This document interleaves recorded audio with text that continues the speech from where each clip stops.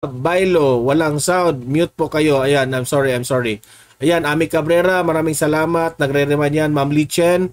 Ami Cabrera. Ayan, mute po kayo. Walang audio sounds. Joji Operio, no sounds. Ayan, meron na.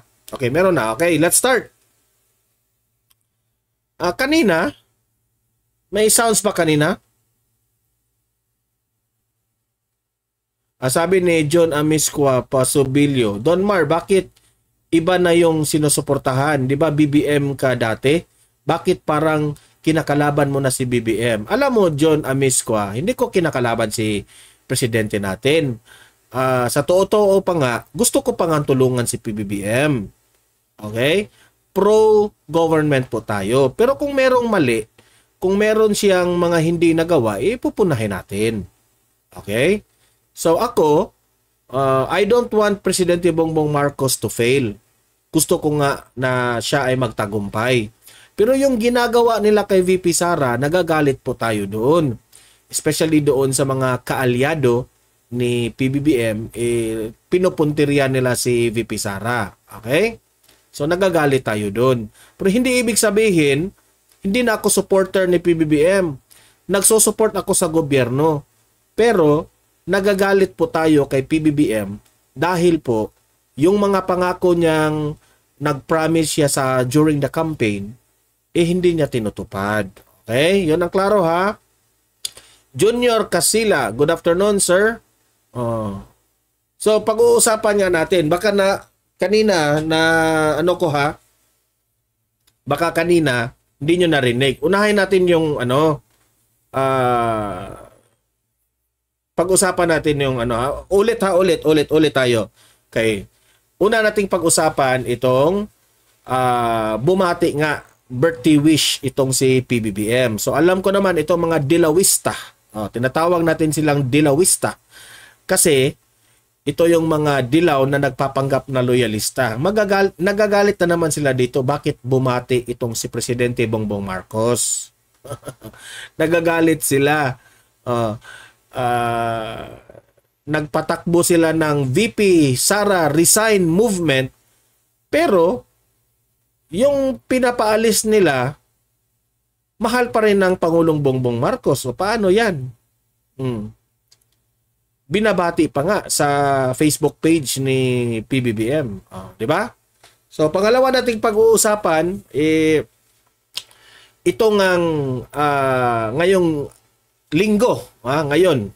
Happy Sunday sa inyong lahat pala ha. Inuulit ko ito kasi wala akong sound kanina. So, Happy Sunday sa inyong lahat. Ngayong Sunday na ito, kumakalat nga itong balita, no? Itong sinabi ni Mike Abe, yung idol ninyo, na napahiya raw itong general ng China. Napahiya dahil nagtanong ito kay Presidente Bongbong Marcos. Okay, alam naman natin yung tension ng Pilipinas at ang China. So related yung question. Sabi ni Mike Abe, napahiya raw sa sagot ni PBBM itong general na ito. Sa totoo lang, hindi ko pa nakita itong video na ito. Sabay-sabay nating panoorin at ito at magko-comment tayo. Okay? So, bago natin yan pag-usapan, okay, inulit ko, like and share muna tayo para kakalat ito sa taong bayan. Okay, sabay-sabay nating like and share ang video na ito, Facebook at YouTube, 1, 2, 3, go! Thank you very much. And also guys, paki-subscribe, paki-follow itong Don Mar TV para lagi kayong updated sa mga balita na kagaya nito at ma-notify ang inyong mga cellphones kung meron tayong breaking news. Okay? Sabay-sabay nating i-follow at i-subscribe ang Don Mar TV, Facebook at YouTube. 1, 2, 3, go! Ayan, naka-follow, subscribe na ba? Si Ma'am Lichen, nagre-remind na guys to like and share. Mix Duhina present rin in ating moderator. Hello, good afternoon Sir Don Mar and to all viewers. Ayan.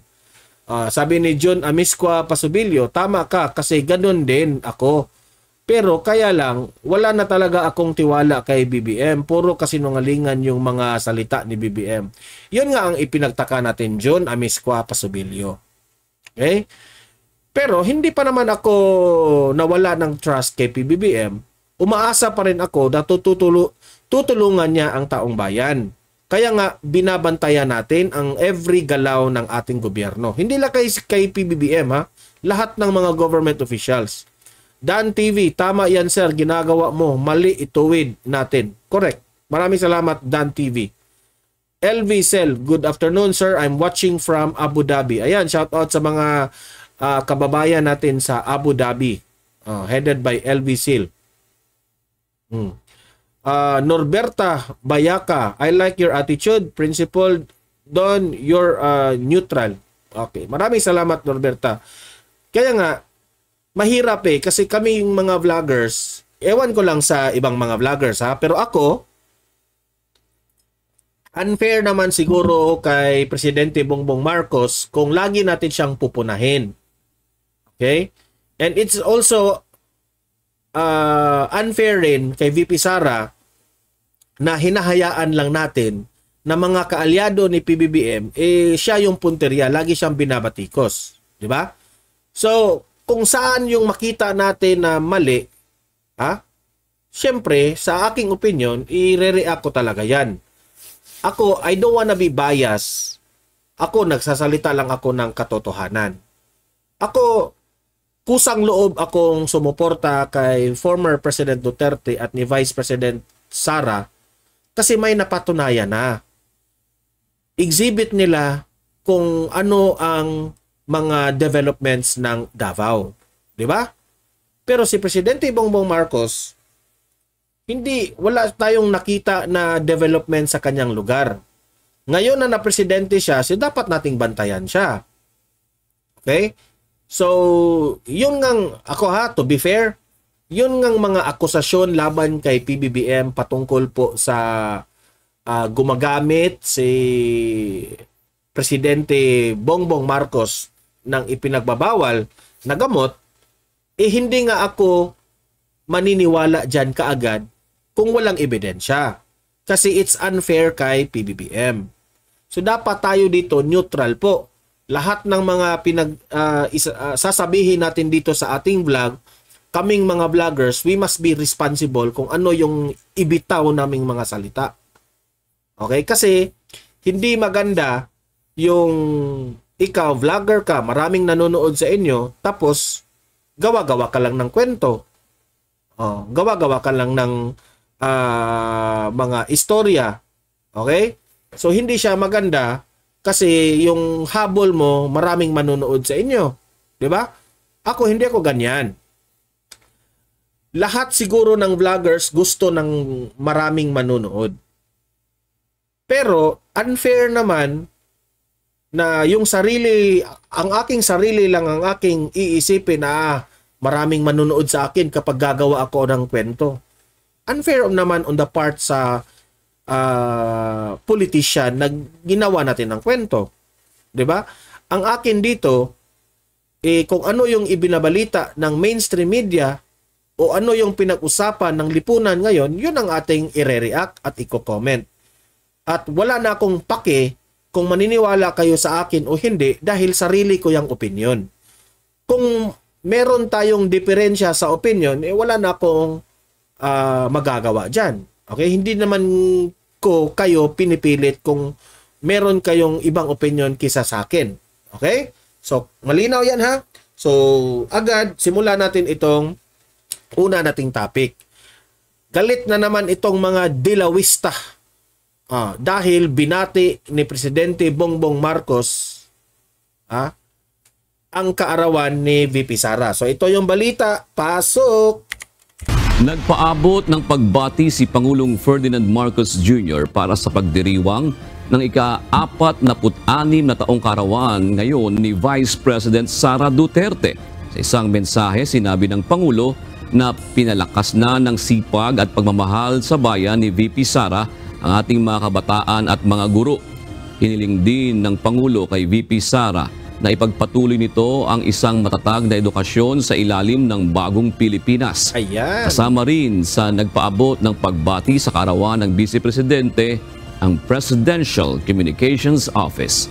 Hilingin ng PCO ang mabuting kalusugan at tagumpay para kay VP Sara. Ito yung sinabi ng Presidential Communications Office. Maligayang kaarawan, Vice President Inday Sara Duterte mula sa Presidential Communications Office. Dalangin namin ang iyong mabuting kalusugan at tagumpay sa paparating na mga taon. Kami ay taos-pusong nagpapasalamat sa iyong paglilingkod sa bayan, lalo na sa mga mag-aaral at gurong Pilipino. Kayong mga dilawista dyan, ano na?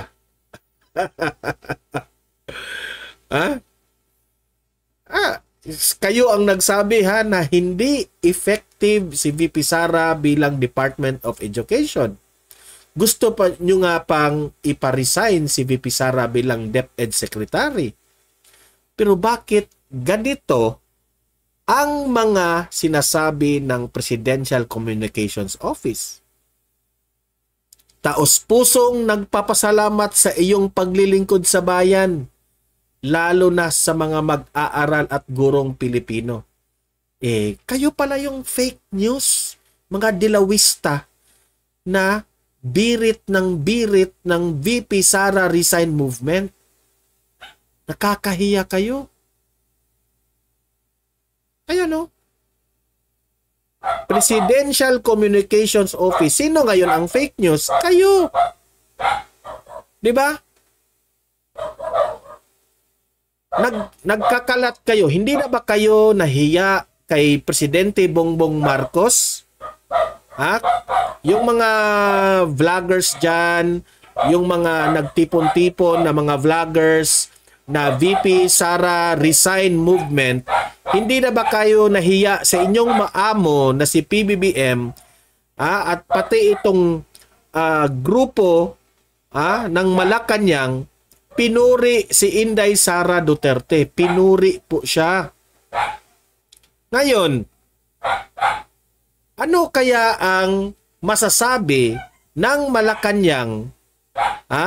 Kaya pala hindi kayo sinuportahan ng gobyerno, kayong mga VP Sara Resign Movement, kasi hindi sila sang-ayon dyan sa mga prinsipyo ninyo. Kaya pala ang konti nyo pag magrarally kayo. Paano yan? Mike Abe, Coach Jarrett, paano yan? Pinuri ng Malacanang si VP Sara. Siyempre, kaarawan. Pero, taliwas ito sa mga sinasabi ninyo. Ito pa, ito naman yung sinabi ni Bongbong Marcos. Happy birthday, Inday Sara. Pinalakas ng iyong sipag, pinalakas ng iyong sipag at pagmamahal sa bayan ang ating mga kabataan at sa kaguruan. That only shows na si PBBM ay sobrang tiwala kay VP Sara. Sabi pa ni PBBM, ipagpatuloy lang natin ito para sa isang matatag na edukasyon sa ilalim ng bagong Pilipinas. Paano yan, mga VP Sara Resign Movement? Kakahiya naman kayo, mga dilawista kayo. Nakakahiya. Kakahiya kayo, mga dilawista kayo. Isinisulong nyo na mag-resign si VP Sara. Kasi sabi nyo, hindi na siya effective bilang DepEd Secretary. Sabi nyo, plastic siya kay PBBM. Ganon, ang dami nyong pautot. Ang dami nyong paninira. Tapos, sabi nyo, Bongbong Marcos lang ang malakas. Yan. Pero, ang amo ninyong si Bongbong Marcos, pinuri si VP Sara. Masakit. Dilawista, masakit. Masakit ba? Pinuri ni Bongbong Marcos si VP Sara, masakit. Tapos, si VP Sara, number 1 pa sa survey.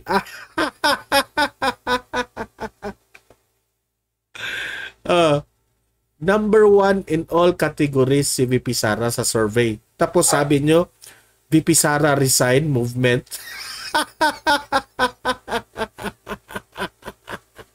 Kakahiya naman kayo. Ay, grabe. Ang dami kasi nilang pautot eh. At the end of the day, napahiya sila. Ha? Oh. Punta na tayo sa next topic. Kasi ayoko nang tawanan itong grupong ito. Ay, nako. Coach Jarrett. Coach Abe. Mike Abe. Mike Abe, ano to? Shout out sa'yo, partner, Mike Abe. Kaibigan ko to eh. Partner, ano na?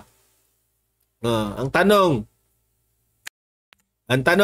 kung magkita tayo, Mike Abe, papansinin mo pa ba ako?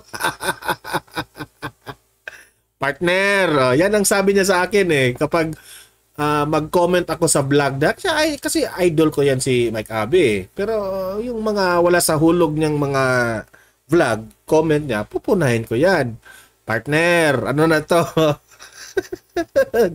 Coach Jarrett, nasaan na yung ano mo? Coach Jarrett, ano to? Sampal sa mga tanso. Hindi yan tanso sila. Dilawista. Yan ang akong original niyan ha, akong nag-create niyan. Mga loyalista na nagpapanggap mga mali pala, baliktad.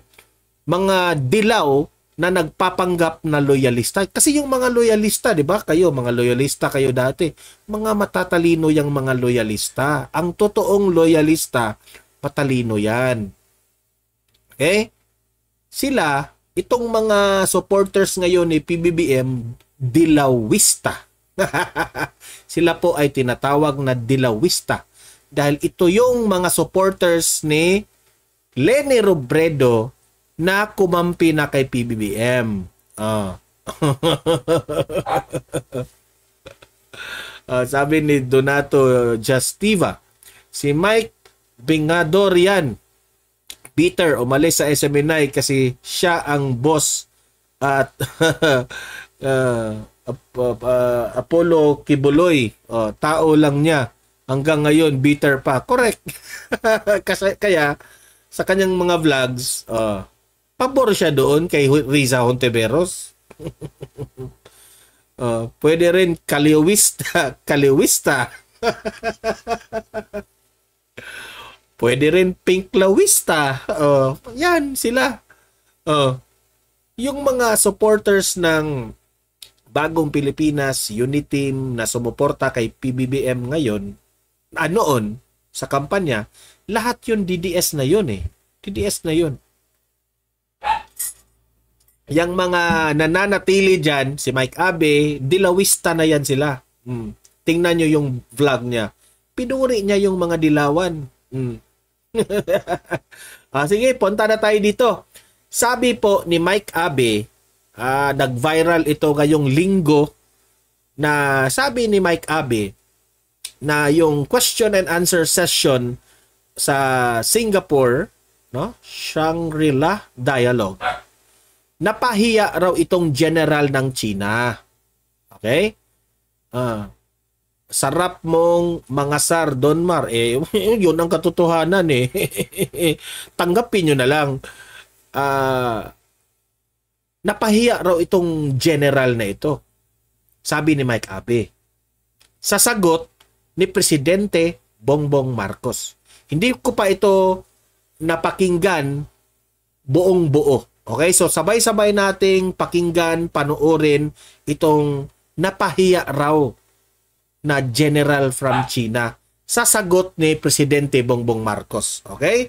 President Bongbong Marcos, pasok!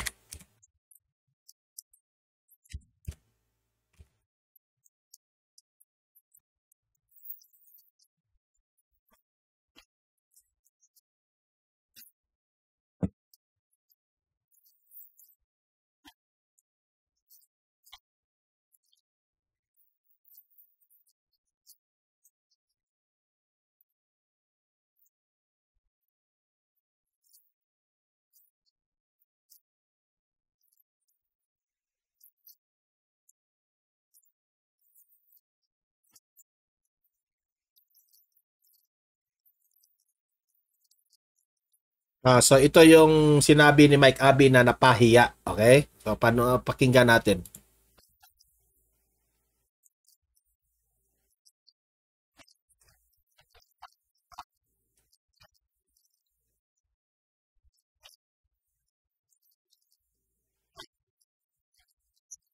Hmm.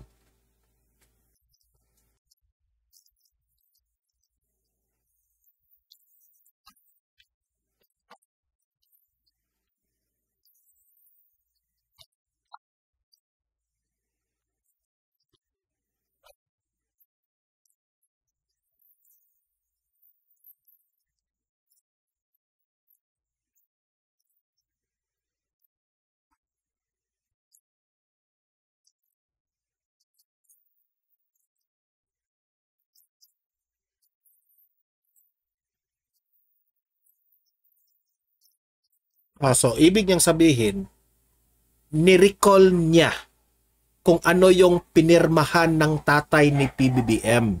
Okay? Kasi hindi masyadong clear yung pronunciation niya kasi yung the way siya magsalita medyo may pagka in-check, okay? Iba kasi yung ating language, no? Ang Pilipino, klaro yung words. Yung sa China, medyo may slang a bit, okay? So, ibig niya sabihin, linawin ko, sinabihan niya si Presidente Bongbong Marcos na let me remind you, sa panahon ng tatay mo, Marcos Sr., pinirmahan itong kasunduan ng ASEAN. Isa na dito, may binanggit siyang mga words na ang ibig sabihin,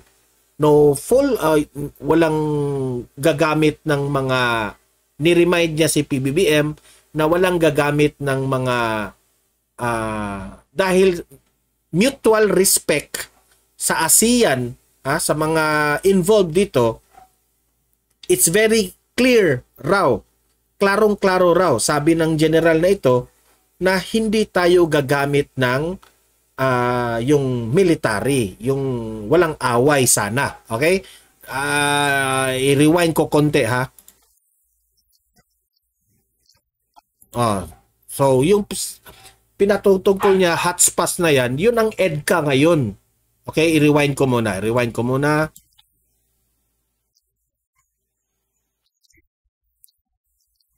In my words, to put it simply, ito yung sa kanyang pag-understand sa pagpirma ni Marcos Sr. sa ASEAN.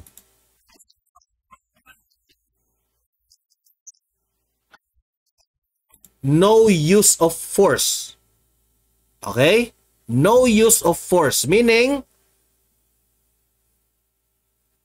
pinupuntiryan niya ngayon yung mga EDCA sites na ito. Sampal ito sa mukha ng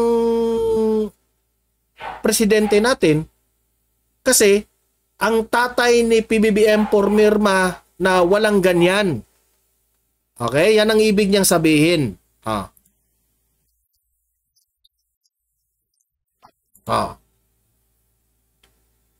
I think in my own opinion, lumabag ito sa mga ginagawang EDCA sites ngayon ng Pilipinas at Amerika. Okay? H. Liza, present.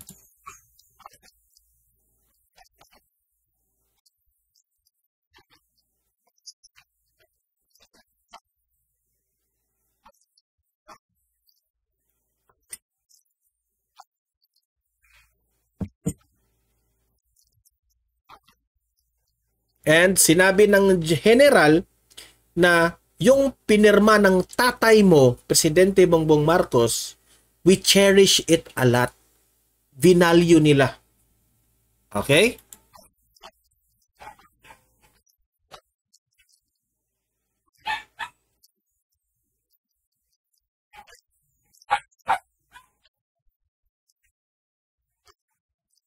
Ah.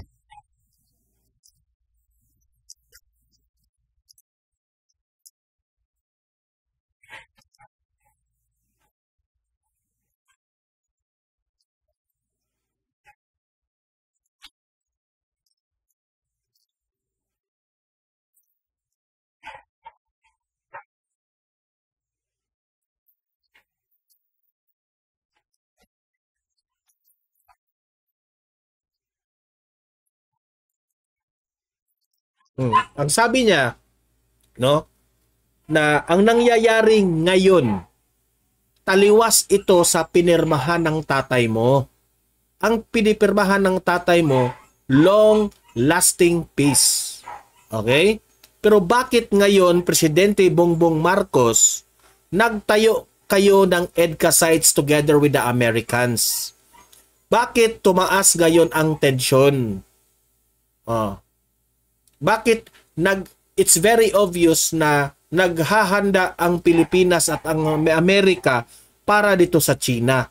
And you all know, Mr. President, na ang inyong tatay pumirma dati na ayaw ni Marcos Sr.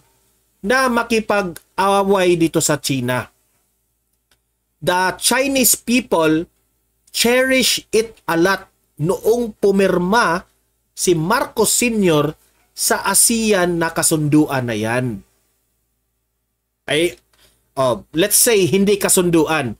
ASEAN na pinirmahan niya na nag-promise sila na long-lasting peace. Okay? So, sampal ito sa mukha ni PBBM sa ginagawa niya ngayon sa kanyang foreign policy.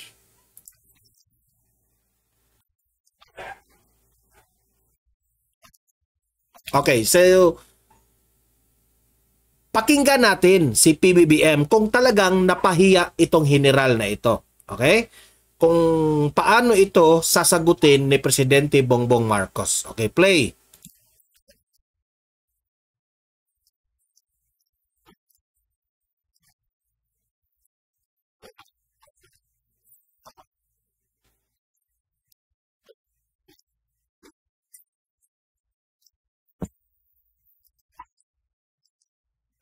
Yung ASEAN centrality, Mr. President, pumirma ang tatay mo. Ang tanong, agree ka ba sa tatay mo?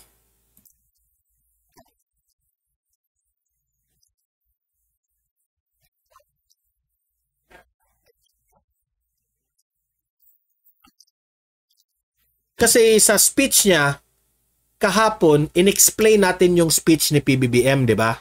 Sabi ni PBBM, hindi siya papayag na hindi makipaglaban sa bansang China kung merong masyusyutay na Pilipino.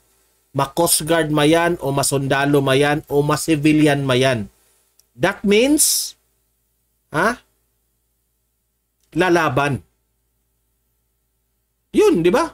Pinakinggan natin yung kanyang speech kahapon. So yun, kung makipaglaban ka sa China, Mr. President,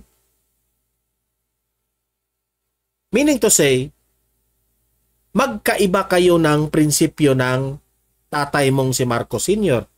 Kasi si Marcos Sr., pumirma nga siya dito sa ASEAN, ano yun? Central, I forget. Basta pumirma yung tatay mo na ayaw niya ng gulo. Sa madaling salita, ayaw ng gulo ang tatay mo, Mr. President.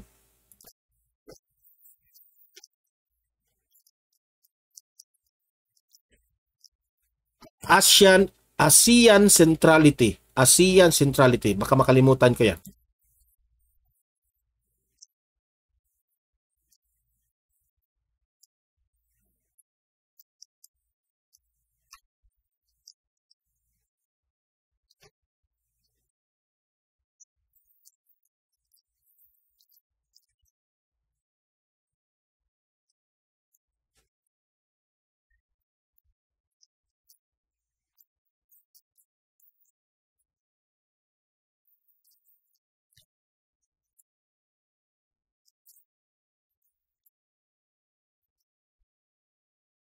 Alam niyo yung sagot ni PBBM, medyo di ko maintindihan eh.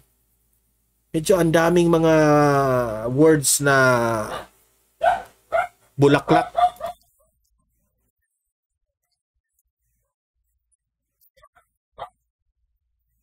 Paikot-ikot na yung sagot niya.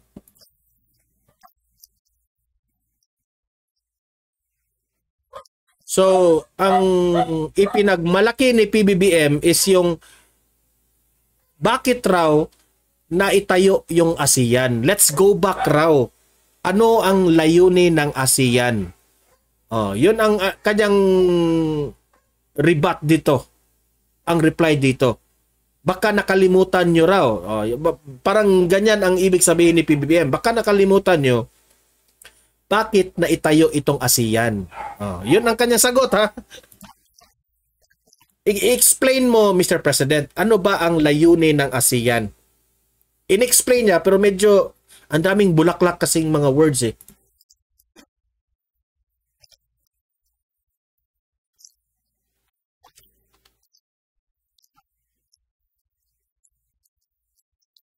Ah.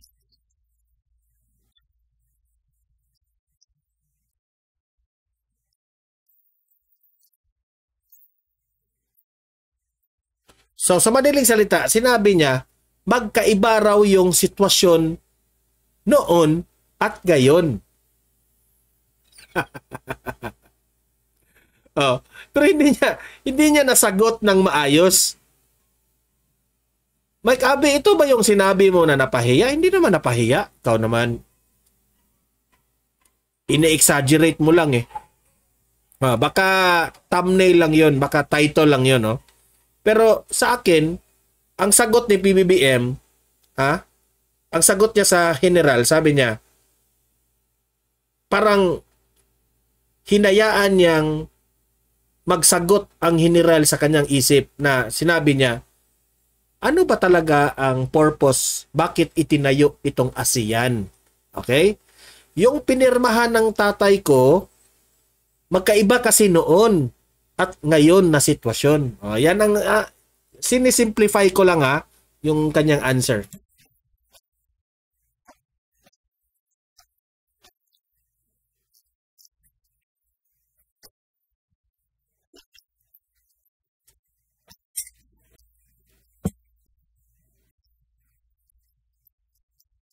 Ah.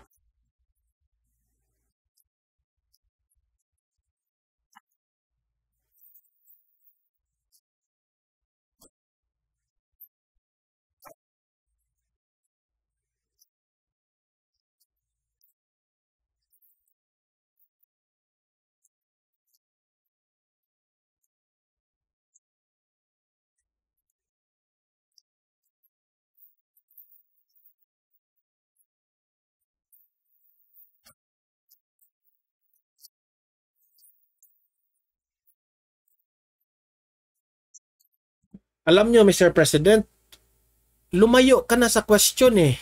Ang tanong niya, yung pinirmahan ng tatay mo, ang meaning, hindi gagamit ng full force. At bakit nakatayo yung EDCA na yan? Taliwas ito sa pinirmahan ng tatay mo. Ang question ng general sa iyo, Mr. President, bakit mo yan ginagawa ngayon? Bakit ang lakas ng motivation mo na makipagtrabaho sa Amerika, full force, dyan sa EDCA, na ito ay lumabag sa pinirmahan ni Marcos Sr. na inyong tatay? Na sa ASEAN sa ASEAN centrality, pumirma yung tatay mo ng long-lasting peace. Pero ikaw, bilang anak ng Ferdinand Marcos Sr., bakit mo nilagay yung mga EDCA sites na yan? Anong meaning yan? Ang meaning yan, bakbakan. So nagkamali ka doon, Mr. President. Ikaw yung napahiya dito. Pero yung mga answers mo dito ang layo na eh.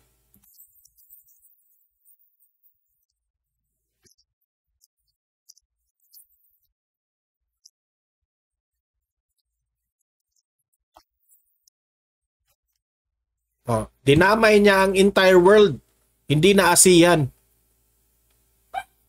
Ay, nako, Mr. President.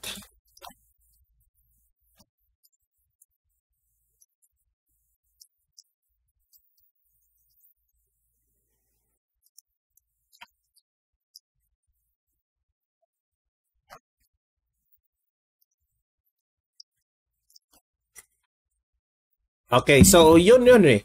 Okay? Iba na itong question na ito. So,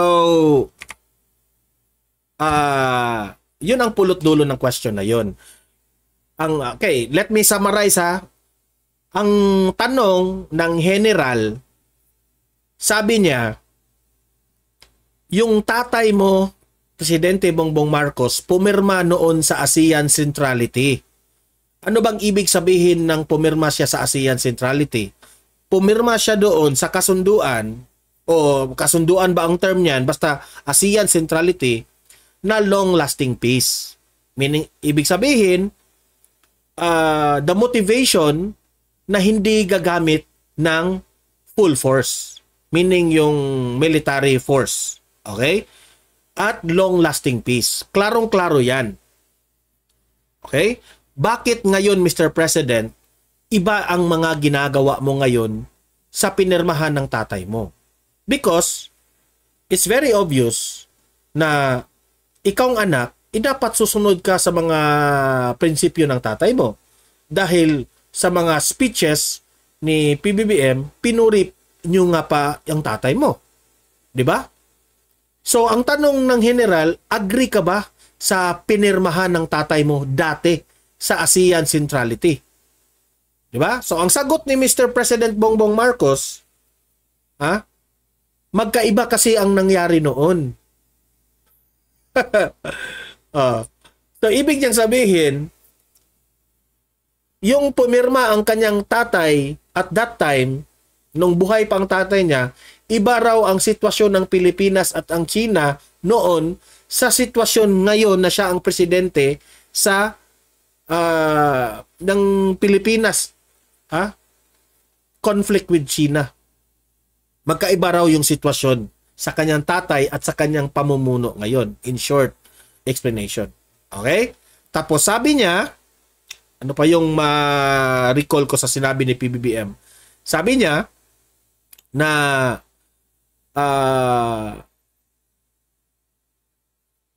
ano ba yung last na words na mga sinasabi ni PBBM? Kasi hindi kasi clear eh. Kasi ang daming bulaklak na mga words ni PBBM eh. Saka tayo maka-get sa kung anong ibig niyang sabihin eh. Kasi hindi kasi yung speech kasi ni PBBM hindi kagaya ni Duterte na direct to the point. Si PBBM kasi marami pa kasi yung bulaklak eh. So, yun siguro yung punto niya. Uulit-ulitin ko itong video na ito. I will understand this one. Basta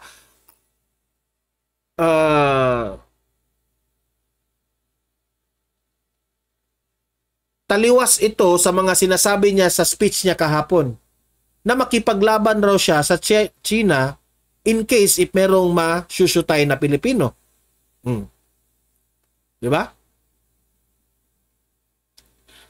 Meron na yung sound, H. Liza. Meron na yung sound. Sabi ni Mix Joy na yes, walang substance. Merong substance pero ang dami lang bulaklak sa gilid ng kanyang speech. Test Diduro, bakit kasi hindi na lang mag-resign? Wala na siyang... So, yung sinabi ni Mike Abe na napahiya si yung general, wala. Para sa akin, hindi naman napahiya eh. Ina-exaggerate lang ni Mike Abe. Kaya nga, ingat-ingat kayo sa mga vloggers na pinakikinggan nyo. Itong si Mike Abe, sometimes, hindi na niya inisip ang magiging neutral. Okay? Siguro, inamin na siguro niya na ipagtanggol niya talaga si PBBM. Pero hindi naman napahiya eh. Tama yung sagot ng general. Wala namang masama sa sinabi ng general, hindi naman dinisrespect ng general si PBBM. Nag-question lang siya sa kung ano yung katotohanan. Di ba? Yung tatay mo dati ayaw ng... sa madaling salita, yung tatay mo dati pumirma sa ASEAN Centrality na ayaw niya ng gulo. Ayaw niyang gumamit ng full force. Bakit ngayon, Mr. President Bongbong Marcos, nag-EDCA ka na? Handa ka nang makipagbakbakan? Ang tanong, ang sagot ni Bongbong Marcos, ito lang. Liitin ko ha. Iba kasi yung mga ito na, Nakukuha ko na. Iba kasi yung nangyari noon sa tatay ko at ngayon na ako ay presidente. Okay? At sabi ni Presidente Bongbong Marcos, hindi na ASEAN ang involved dito. Involved na rin pati buong mundo sa issue ng South China Sea. Oh. Involved na raw. Kaya, yun ba ang dahilan, Mr. President, na trabaho ka ngayon with the Americans, gumawa kayo ng mga EDSA sites, yun ba ang dahilan, Mr. President, sa foreign policy mo? Dahil it involves the whole world, itong issue na ito, yung South China Sea na yan, West Philippine Sea na yan, yan ba ang ibig mong sabihin? Nagtatanong lang po. Kasi yun ang pagkakaintindi ko. Okay? So, yun lang po ang ating vlog ngayon, ha? Mag-comment, mag-react kayo. Anong masasabi nyo? Napahiya ba talaga itong general ng China sa sinabi ni Mike Abe na napahiya raw? Agree ba kayo kay Mike Abe? Mag-comment, mag-react, babasahin natin ang inyong mga argumento sa comment section. Okay? Guys, by the way guys, like and share this video para kakalat ito sa taong bayan. I-subscribe, i-follow itong Donmar TV para lagi kayong updated sa mga balita na kagaya nito. And ma-notify ang inyong cellphones kung meron tayong breaking news. Okay? By the way, happy Sunday sa inyong lahat. Enjoy with your family guys. Okay? Importante talaga ang ating pamilya. Okay? Oy, The Ghost, late ka. Donmar, obviously, alam ni PBBM yung tanong. Iniiba or nililito niya lang ang sagot. It is because the US is watching him. Di pwedeng lumihis sa agreement niya dito. Yeah, sabi nga ni former President Duterte na ang dahilan, no, bakit tumaas ang tensyon natin ngayon with China dahil dito sa Amerika. Lagi kasi itong nagsusulsul itong Amerika eh. Laging nagsasabi. Hindi ako nagsabi nito si Duterte. Lagi raw ang nagsusulsul itong Amerika na sige, lumaban kayo, nandito kami, tutulong naman kami. Yan ang sabi ng Amerika. Ang tanong, tutulong ba kayo talaga? 'Di ba? Kasi kung gagawin nyo lang kami na parang Ukraine, ang taong bayan magagalit dyan. Diba? Blessed Sunday, we'll pray together na malampasan natin ang bansa. Maraming salamat, Mix Dohina. Maraming salamat sa aking mga moderators, Mix Dohina, H. Liza, Ma'am Lee Chen, sino pa ba? Abi Cabrera, maraming salamat sa inyo sa pagtulong nyo sa akin sa aking live. At sa mga audience ko dito sa Donmar TV, maraming salamat. Ayan. God bless inyong lahat. See you in my next live. See you in my next video. Have a great day. Have a great night. God bless po sa inyong lahat. Happy Sunday. Mabuhay ang Pilipinas.